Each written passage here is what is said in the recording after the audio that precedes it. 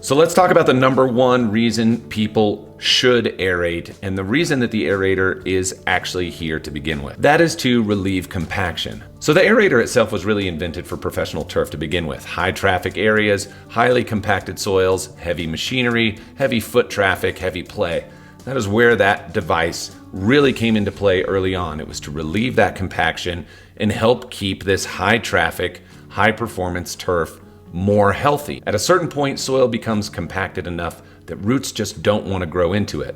You start to get restricted root growth around 300 psi, and that can happen at surface depths and it can happen at deeper depths. So the mechanical aerator was brought in to sort of break down that compaction, and it does a little more than what you can physically see. So while those cores may not make it in all the way, perhaps a 4-inch aerator is only going to get in the ground 2 inches. Well, the impact of that tine will make a difference further down in the soil, and the goal is to help the roots to get down and break through. There are also a plethora of other ways to boost root growth. That is something that myself and my company has been doing for many, many years. And if you want to look more into that, you can click below. There's links that you can follow and take a look at all of the different offerings there that will just help to, in general, give you better, softer soil, deeper roots, and an overall just better looking, easier to maintain lawn.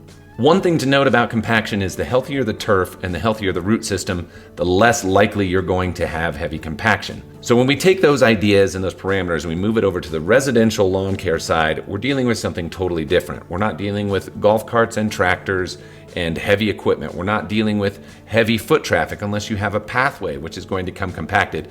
And if you aerate that, it will become compacted again because you're walking on it all the time. So these are areas that are just going to be problem areas. As far as native soil goes, if you deal with heavy clay, you're going to have more issues with compaction. Now, if you have heavy clay, but you also have high organic matter, you are going to have less issues with compaction. So there is sort of a give and take there, and you kind of have to weigh it out by just seeing how water is infiltrating into the lawn. Do you have standing water in areas? Things like that. That is going to give you the greatest clue on whether or not you need to run an aerator. So let's look at the flip side of that. What if your lawn is already healthy, the soil drains well, you fertilize it well often, your practices are in good shape? Do you need to aerate? Probably not. You're already doing all of the things that are contributing to healthy turf. And if you're not putting a whole lot of weight down onto that turf and onto that soil, you're probably not going to deal with compaction. So for the most part, the people that are going to deal with this on a more regular basis are going to be those with heavy clay soils, tighter particles, particles that tend to bind together. Sandy soils, sandy loam, high organic matter soils really are not going to have an issue. And a lot of the time you can see this evidenced in looking at the cores as they sort of are pulled from a lawn. If I were to run a mechanical aerator across my lawn, I would get excellent depth out of those cores. It would pull soil really well because the soil really isn't compacted. I don't really do a whole lot out there that's going to cause any problems like that, even though my soil is mostly clay. Now, as part of my fertilizer regimen and making sure that I'm doing everything appropriately, I water the way that I need to, I mow the way that I need to, and I feed the way that I need to have this place looking the absolute best that it possibly can be. So oftentimes, you're looking at aeration not as a matter of general health, but as a recovery health. And that may answer just an awful lot of your questions right there. So let's make it sort of plain and simple here.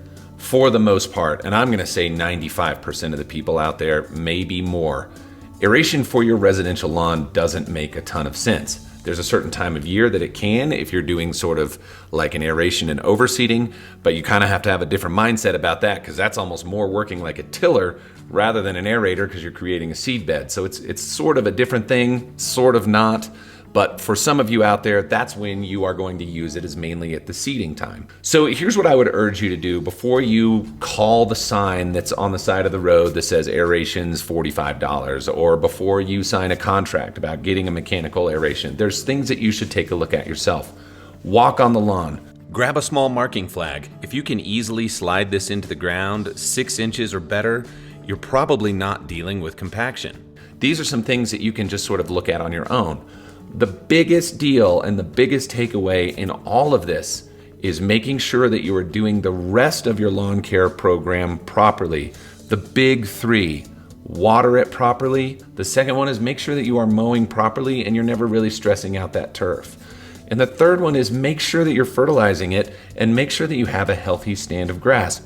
Really, it comes down to that simple thing. Pro tip here for you that I think most people overlook, and if you are a residential person and this is your house and your property and you're taking care of it, I want to urge you to look at something this way so that you can help save money in the future and also not have to even consider running aerators over your lawn. In the springtime, particularly with cool season turf, don't get right out and fertilize heavy. Don't push a bunch of nitrogen right out of the gate. Wait a little while. Let that growth, that natural growth cycle start to come up. Give a chance for those roots to go down. Give it a little bit of stress. Stress it out just a bit. It's not a bad thing. Springtime is when you want to do that. You don't want to stress in the summer. Roots can drive down deeper if you're not feeding a lot of top growth right in the spring. The plant is in an overall general growth stage, and that's going to drive roots down as well. The second you start feeding your nitrogen, that is a top-down feeding, and the roots are going to tend to stay shallow. So stress it out and just let the plant do the work in this situation. So that's really all I had today. Thank you so much for watching. Don't forget to subscribe, and I'll see you real soon.